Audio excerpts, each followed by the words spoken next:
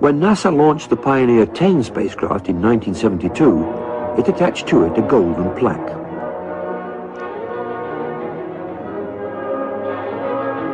With this plaque, Pioneer carries a message to extraterrestrials about its home planet. Its symbols show the radio signature of our sun, where our planet is located, and what we looked like. As Pioneer 10 journeys on beyond the outer known planets, the data it is sending back is also being used to seek a possible 10th planet. Indeed, a March 1992 NASA press release stated, "Unexplained deviations in the orbits of Uranus and Neptune point to a large outer solar system body of 4 to 8 Earth masses on a highly tilted orbit beyond 7 billion miles from the Sun."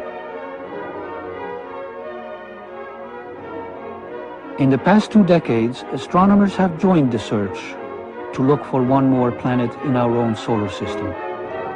They designate such a planet, Planet X, meaning both unknown and 10th.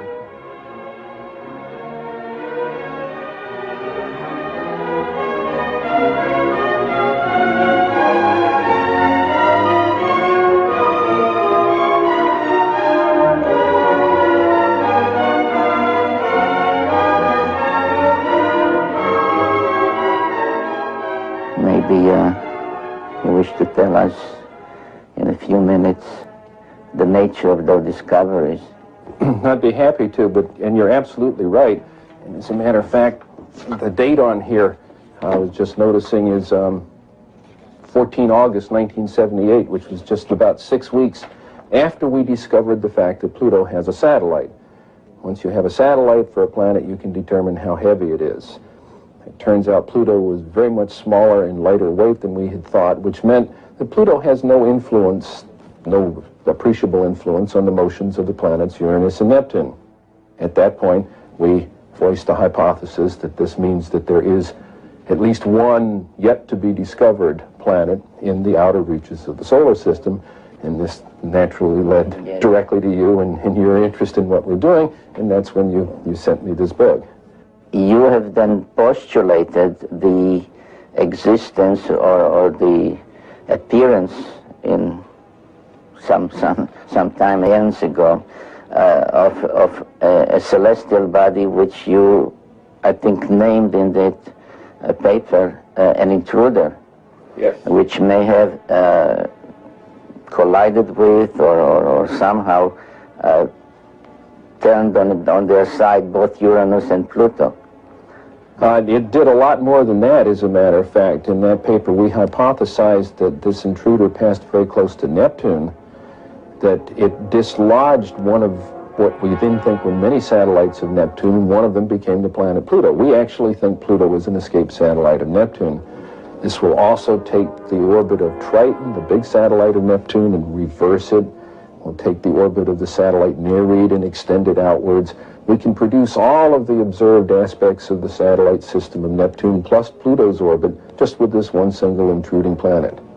One of the things we did in 1978, having made this prediction that there was an additional planet, 10th or 12th, depending on your point of view, but it's the next one, we sort of put our money where our mouth was, as it were, and we went out and we started looking for this thing. And we've been searching for 12 years for this thing. We've been able to refine the search area somewhat, get it rather narrowed down. We do our predictions based on the observed anomalies in Uranus and Neptune. We actually are currently looking down in the region of Centaurus, which is just south of the constellation Libra, but very close to the area that you've talked about. I think, Dr. Harrington, you have a pretty good picture, at least in your own mind, of what we are talking about, a big planet, a small planet. Well, if it is in the kind of orbit that we describe here, it would have to be a planet that would have a mass something like 3 to 5 times the mass of the Earth. This would put it intermediate between the gaseous planets like Uranus and Neptune and the terrestrial planets that we have in the inner part of the solar system.